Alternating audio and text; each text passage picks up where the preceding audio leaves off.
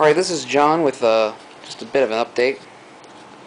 Okay, so I found this wiring schematic for CPS-3 and 2 online, and I used it to come up with a way to wire up JoJo's properly.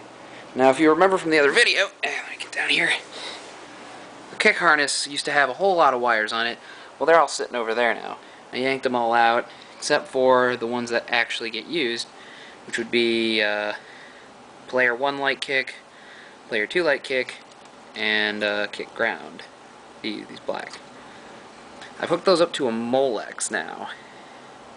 The idea is that I have a female Molex, which will be this, and I'll hook this up to the control panel, which is open now, and I'll have the 3 and 3 hooked up to this at all times. This will be put down through this hole here where the rest of the control panel wiring goes. That'll hang down below here. This kick harness will stay with this board forever, and if I get more boards that are required, I'll get another kick harness and wire it up with the same Molex interface and any other Molex interfaces if it does other things other than just buttons. And that way I just put the board in, plug it up to this Molex here, and you got instant buttons. Because they don't really follow a standard when it comes to this kick harness. Each game does its own sort of thing.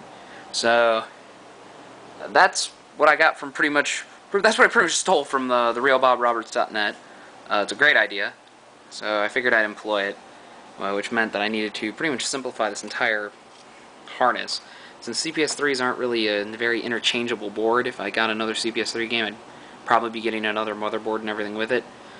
Yeah, I just figured I'd just completely rip out all the other wires, and I figure I might keep these because these connector in the end will be nice to have if I have others and I actually need to add wires to it.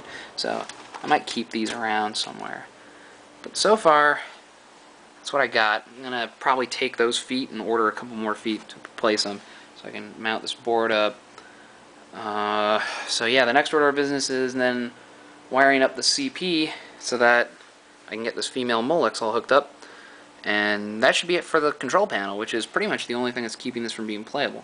The only other project I wanted to do is I wanted to get this fucking cord off this JAMA harness and actually, split them off and understand what the hell's going on.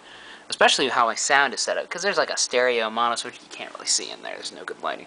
There's a stereo mono switch in there, so something's doing a lot of work here, and I kind of want to figure out what's going on. So yeah, that's the update so far.